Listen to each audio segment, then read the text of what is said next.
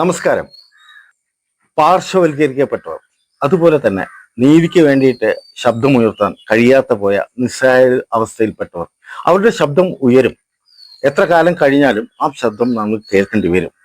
ഇവിടെ ഒരു ദിവസം കൊണ്ട്, ഒരു രാത്രി ഭീഷണിയുടെയും മറ്റ് ഉപദ്രവങ്ങൾ കൊണ്ടും നാട് വിടേണ്ടി വന്ന, അല്ലെങ്കിൽ ഞങ്ങൾക്ക് അവകാശപ്പെട്ട പണം ലഭിച്ചില്ല എന്ന് പറയുന്ന ആക്ഷേപവുമായി ഒരു കുടുംബം നമ്മോടൊപ്പം ചേരുകയാണ്.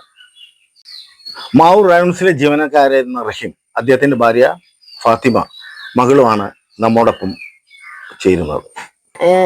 എന്റെ വാപ്പ ഗോളിറൻസ് കമ്പനിയിലെ ജോലിക്കാരനായിരുന്നു. ഞാൻ ജനിച്ചു വളർന്നതാണ് പാറമ്മേല് പുല്ലിത്തൊടിക എന്ന് പറയുന്ന വീട്ടിലാണ് ഞാൻ ജനിച്ചു വളർന്നത്. അത് എന്റെ വാപ്പാടെ പേരിലിരുന്ന വസ്തുവാണ്. 1 ഏക്കർ 58 സെന്റ് സ്ഥലവും ഒരു വീടും ഞങ്ങൾക്ക് ഉണ്ടായിരുന്നു. അത് ഇന്ന് മഹദറ പബ്ലിക് സ്കൂൾ എന്ന് പറയുന്ന ആ സ്കൂളാണ് നിൽക്കുന്നത്. അവിടെ ഞങ്ങൾക്ക് ട്യൂഷൻ എടുക്കാനാന്നും പറഞ്ഞിട്ട് ഒരു കൊട്ടാര സുലൈമാൻ എന്ന് പറഞ്ഞിട്ട് ഒരാൾ വരുമായിരുന്നു. അങ്ങനെ വന്ന് ഞങ്ങളുടെ വാപ്പായായിട്ട് ഭയങ്കര കൂട്ടായി. അന്ന് ഈ മഹദറയുടെ ഏറ്റവും മഹദറ അങ്ങനെ രൂപീകരിക്കുന്നതിന്റെ ഏറ്റവും ഇതിൽ പങ്കുണ്ടായിരുന്ന ഒരാളാണ് സുലൈമാൻ എന്ന് പറയുന്ന വ്യക്തി. അപ്പൊ അയാള് വന്ന് ഞങ്ങൾ ട്യൂഷൻ എടുക്കും, വാപ്പായായിട്ട് ഭയങ്കര കൂട്ടുമായി. അതിന്റെ പേരിൽ ഞങ്ങൾ അന്ന് ചെറിയ കുട്ടികളുമായിരുന്നു. എൻ്റെ ഇത്തായിക്ക് 18 വയസ്സാവുന്നേ ഉള്ളൂ. അങ്ങനെ ഒരു ദിവസം വാപ്പായെ വിളിച്ച് വീട്ടിൽ നിന്ന് ഇറക്കി കൊണ്ടുപോയി. പിന്നെ വൈകുന്നേരമൊക്കെ ആയി വാപ്പ വന്നു കഴിഞ്ഞപ്പോ പോലും വാപ്പായ്ക്ക് നല്ല മാനസിക പ്രയാസവും ടെൻഷനായിരുന്നു അങ്ങ്. അപ്പം അമ്മ ചോദിച്ചു, എന്താ ഇത്രയും ടെൻഷനായിട്ട് നിൽക്കുന്നതെന്ന്. അപ്പോഴാണ് വാപ്പ പറയുന്നത്, ഇതുപോലെ ഇവര് യത്തീംഖാനയ്ക്കെന്നും പറഞ്ഞ് എഴുതി മേടിച്ചു എന്ന് പറയുന്നത്. എന്നിട്ട് ഒരു രൂപ പോലും ഇന്ന് വരെ എന്റെ വാപ്പായ്ക്ക് തന്നിട്ടില്ല. എന്റെ വാപ്പ മരണപ്പെട്ടു പോവുകയും ചെയ്ത് ഇതുവരെ ഞങ്ങൾക്ക് ആ പൈസ കിട്ടിയിട്ടില്ല. പലവട്ടം ഞങ്ങൾ അവരുടെ അടുത്ത് കയറി ഇറങ്ങി. എന്റെ ഇത്താടെ കല്യാണമായിരുന്നു. ആ കല്യാണം ഇപ്പൊ 23 വർഷമാവുന്നു.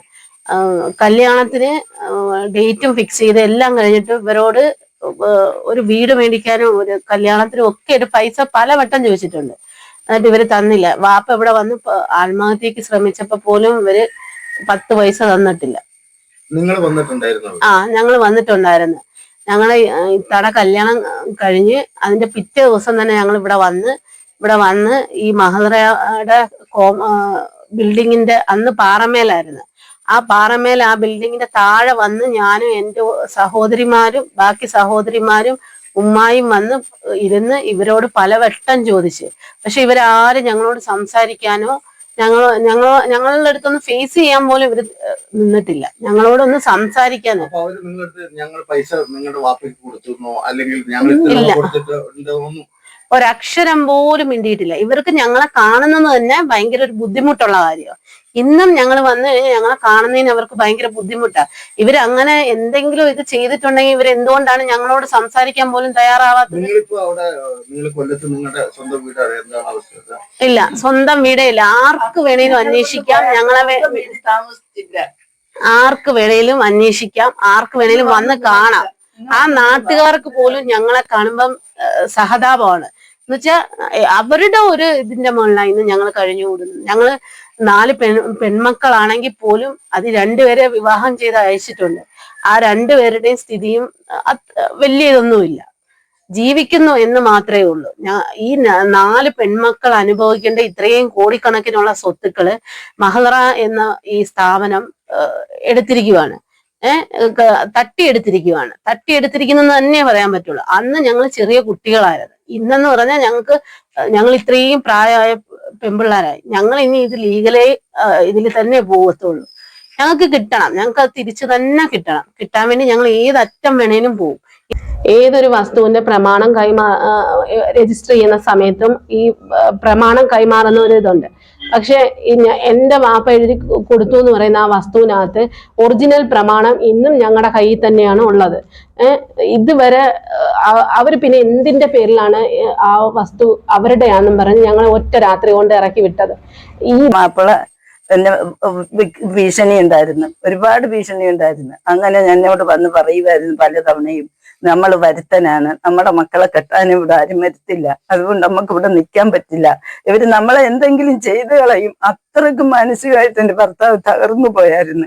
അങ്ങനെ ഇരിക്കുമ്പോഴാണ് എന്റെ വീട്ടിൽ ചായയും കുടിച്ചിരുന്ന ആളിനെ ഈ കൊട്ടാരം സുലൈമാന്റെ അളിയൻ അളിയൻ വന്നിട്ട് അളിയൻ വിളിക്കുന്ന അവിടെ വരെ വാദം പറഞ്ഞ് വിളിച്ചു കൊണ്ടുപോയിട്ട് വന്നത് പിന്നെ 3 മണി സമയത്താ. എവിടെ പോയെന്ന് ചോദിച്ചപ്പോൾ എന്നോട് പറഞ്ഞ വാക്കാ, ഞാനത് മനുഷ്യരോട് പറയരുത്, ഒരു മനുഷ്യരും പുറത്തറിയരുത്, അവർക്കിത് ഗവൺമെന്റ് അന്വേഷണം വരും, അവര് ഗൾഫ് രാജ്യത്ത് പോയി പിരിവെടുത്തു കൊണ്ടുവന്ന് വേണം പൈസ തരാന്, അതുകൊണ്ട് നിങ്ങളുടെ പൈസ തരും, നിങ്ങൾ എത്രയും പെട്ടെന്ന് ഇവിടുന്ന് മാറിക്കോണം, ഞങ്ങൾക്ക് അവിടെ ഇത് കാണിച്ച് ഈ ആധാരം കാണിച്ച്, ഈ ആധാരം ആര് കൊണ്ടുപോയി, അതിന്റെ ഒറിജിനൽ ആധാരം ഞങ്ങളുടെ കയ്യിലിരിക്കുന്നു, പിന്നെ ഏത് ആധാരം കൊണ്ടുപോയിട്ടാണ് അവര് ഗൾഫിൽ പോയി പിരിവെടുത്ത് ഞങ്ങൾ കൊണ്ടുവരാമെന്ന് പറഞ്ഞ് ആരുടെ ആധാരം കൊണ്ടുപോയിട്ട്?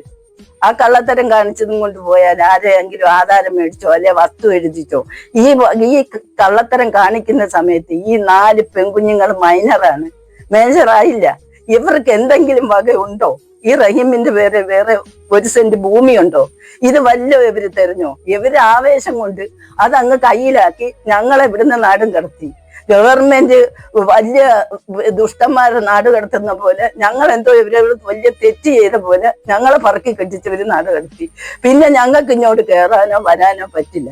എന്റെ മോടെ കല്യാണം വന്ന് പൈസ എടുത്തുകൊണ്ട് വരാമെന്ന് പറഞ്ഞ് വന്ന ആള് തിരിച്ചു വരത്തില്ല, മലയുടെ മേലിൽ കയറിയിരിക്കുക ആത്മഹത്യ ചെയ്യാൻ. എന്താ കുഞ്ഞിന്റെ കല്യാണത്തിന് പണവും സ്വർണവും എടുത്ത് കൊടുത്തതിന്റെ പൈസ കൊടുക്കണം, ആ കല്യാണ ചെലവുണ്ട്. ഇതിനെല്ലാം കൂടി വന്ന മനുഷ്യൻ വരാതെ നിന്നപ്പോ നാട്ടുകാര് പിടിച്ച് എല്ലാരും കൂടെ കൊണ്ടുവരുമ്പോ അങ്ങേര് PF-ന്റെ 40,000 രൂപയിൽ 25,000 രൂപ കമ്മ്യൂണിക്കേഷൻ ചെയ്ത് അവിടെ ഇട്ടിരുന്ന് ഒരാവശ്യം വരുമ്പോ എടുക്കാവല്ലോ എന്ന് വിചാരിച്ചു. ആ 25,000 രൂപ എടുത്തുകൊണ്ടാണ് എന്റെ മോളെ കല്യാണത്തിൽ വന്നത്.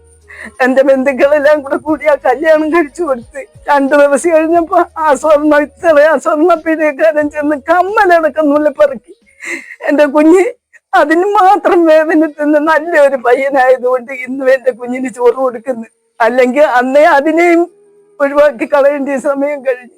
പിന്നെ അത് കഴിഞ്ഞ ഉടനെയാണ് ഞങ്ങൾ അവിടുന്ന് ഇവിടെ വന്നത്. മഹല്ലറയുടെ ആ പാറമേലുള്ള ആ സ്ഥാപനത്തിന്റെ താഴത്ത് ഞങ്ങൾ വൈകുന്നേരം വരെ ഞാനും എന്റെ മക്കളും കുത്തിയിരുന്നു. ഒരെണ്ണം ഞങ്ങളോട് ഒരു വാക്ക് പറയാനോ അല്ലെങ്കിൽ നിങ്ങളെ എന്തിനു വന്ന് എന്ന് ചോദിക്കാനോ ആരും തുനിഞ്ഞില്ല. ഇത്രയും നാളും ഞങ്ങള് പുറകിൽ ആരുമില്ലായിരുന്നു. ഞങ്ങൾക്ക് ഇതിന്റെ മുന്നിൽ ഞാൻ മുഖ്യമന്ത്രിക്ക് അയച്ചു കൊടുത്ത് ഇവിടെ അന്വേഷണവും വന്ന് ഇവരെ വിളിച്ചിട്ട് ഇവര് ചെന്നില്ല. ചെല്ലാതിരുന്നും വെച്ച് പിന്നെ ചെന്ന് പറഞ്ഞ് അവർക്കൊരു തെറ്റ് പറ്റിപ്പോയെന്ന്. അതും പിന്നെ അവരവിടെ നിർത്തിവെച്ച് വില്ലേജ് ഓഫീസർ എന്നെ വിളിച്ചിട്ട് പറഞ്ഞ് അവര് പറഞ്ഞത് എനിക്കിത് തെറ്റ് പറ്റിപ്പോയി. അങ്ങനെ അവന്മാരവിടെ പറഞ്ഞ് ആ പേപ്പർ അവിടെ നിർത്തിച്ച് അവിടുന്ന് അവര് വിട്ടില്ല. അത്ര പിടിപാട് ഇവര് കാണിച്ചാലും ഈ ലോകത്തുള്ള മനുഷ്യര് ഈ മക്കളുടെയും എന്റെ ഈ കണ്ണുനീര് കാണണം. ഞങ്ങൾ 23 വർഷം വേറെ ഞങ്ങൾ പരാതിക്ക് പോകാൻ ഓരോരുത്തരോടും ഞങ്ങളെ കൂടെ ഒന്നും ആരെങ്കിലും വേണ്ടായോ? ഈ 4 പെൺമക്കളെയും കൊണ്ട് ഞാൻ എന്ത് ചെയ്യണം? അങ്ങനെ ഞാൻ പലരോടും ചോദിച്ചു. അവസാനം ഞാൻ കാന്തപുരം ഉസ്താദിന്റെ വരെ ഒരു ഫോൺ നമ്പർ ഞാൻ ചോദിച്ചു. ഓരോരുത്തരോടും ആരും തന്നില്ല. അവിടം വരെ അവരാളെ പോയി കാണുന്നാ പറഞ്ഞത്. അങ്ങനെ ഇത്രയും നാള് സഹിച്ച് ഇപ്പൊ ഞങ്ങളുടെ പുറകില് ഞങ്ങളെ സഹായിക്കാൻ നല്ല മനസ്സുള്ള മനുഷ്യരുണ്ട്. അവരെല്ലാരും ഞങ്ങളെ കാണണം. ഞങ്ങളുടെ ഈ വിഷമങ്ങൾ നിങ്ങൾ കാണണം. ഞങ്ങൾക്ക് ഒരു പൈസ അവര് തന്നിട്ടില്ല. അവര് മേടിച്ചിരിക്കുന്ന എത്തീങ്കാനോ ഇഷ്ടദാനോ ഈ 4 പെൺമക്കളുള്ള ഒരു തന്തയുടെ മുതല് മേടിക്കുമ്പോ അയാൾക്ക് അന്വേഷിക്കാം ഈ ആളിന് വേറെ സ്വത്തുണ്ടോ മുതലുണ്ടോ, ഈ മക്കളെ എന്ത് ചെയ്യാൻ പോകുന്നു എന്നുള്ള ഒരു അന്വേഷണമെങ്കിലും ഇവർക്ക് കൊടുക്കാമായിരുന്നല്ലോ. അങ്ങനെയുള്ള ഒരാൾ ഒരു ഇഷ്ടദാനം എത്തീങ്കാനയും കൊടുക്കണമെങ്കിൽ അങ്ങേർക്ക് എത്ര ഏക്കർ ഭൂമിയും ഇതിന് വേറെ അവകാശികളും ഇല്ലെങ്കിലല്ലേ ഇത് അവർക്ക് എടുക്കാൻ പറ്റൂ?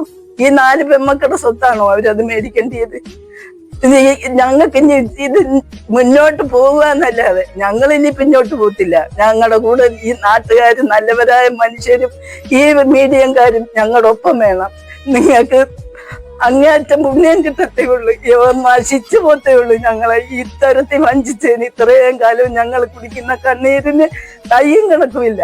ഞങ്ങൾ വാടക വീട്ടിൽ നിന്ന് എല്ലാം ഇറക്കി വിടുക. ഞങ്ങൾക്ക് വാടക കൊടുക്കാൻ നിവൃത്തിയില്ല. 10,000 രൂപ വേണം എനിക്ക് വന്ന മരുന്നിന്. ഞാനൊരു ഹാർട്ട് പേഷ്യന്റാ. പല അസുഖങ്ങളുണ്ട്. ഇപ്പോഴും കണ്ണ് ഓപ്പറേഷൻ ചെയ്ത് എല്ലാ തരത്തിലും നാട്ടുകാരുടെ സഹായം കൊണ്ട് ഞങ്ങൾ ജീവിച്ചു പോവാ. എന്റെ ഭർത്താവ് കിഡ്നി 2 നഷ്ടപ്പെട്ട് അങ്ങനെ ഒരേ കിടപ്പ് കിടന്ന് നടക്കുന്ന സമയത്ത് ഇവിടുന്ന് പോയിട്ട് നാട്ടുകാരെ മുമ്പിൽ കൈ നീട്ടിയിട്ടാണ് അങ്ങനെ ഗുളിക മേടിക്കാനും മരുന്ന് മേടിക്കാനും ഞങ്ങൾ മുന്നോട്ട് പ്രവർത്തിച്ചു പോകത്തേ ഉള്ളൂ. ഈ നല്ല മനുഷ്യര്, നല്ലവരായ മനുഷ്യര് ഞങ്ങൾക്ക് ഞങ്ങളുടെ കൂടെ നിൽക്കണം, ഞങ്ങളെ സഹായിക്കണം. ഞങ്ങൾക്ക് ഒന്നുമില്ലാത്ത ഒരു വീട് പോലും ഇല്ലാത്ത നിങ്ങൾ എത്രയോ ആൾക്കാർ എല്ലാവർക്കും സഹായം ചെയ്യുന്നു. ഞങ്ങൾക്ക് അതുപോലും ഇല്ലല്ലോ. ഇത്ര ഏക്കർ മുതലിന്റെ അവകാശികളായ ഞങ്ങളെ ഈ കണ്ണീര് കുടിപ്പിക്കുന്നതിന് പടച്ചവന് ഒരിക്കലും മാപ്പ് കൊടുക്കത്തില്ല. ഈ സ്ഥാപനത്തിന് നേരെ ഇവർ പറയുന്ന ആക്ഷേപം അത് തെളിയിക്കപ്പെടേണ്ടത് തന്നെയാണ്. ഏതായാലും സത്യം എന്ന് പറയുന്നത് 1000 നാവുകളുടെ ഉയർത്തെഴുന്നേൽക്കും. നമുക്ക് കാത്തിരിക്കാം അടുത്ത മറ്റൊരു വിഷയമായി. തൽക്കാലം ഇവിടെ പറയുന്നു. നന്ദി, നമസ്കാരം.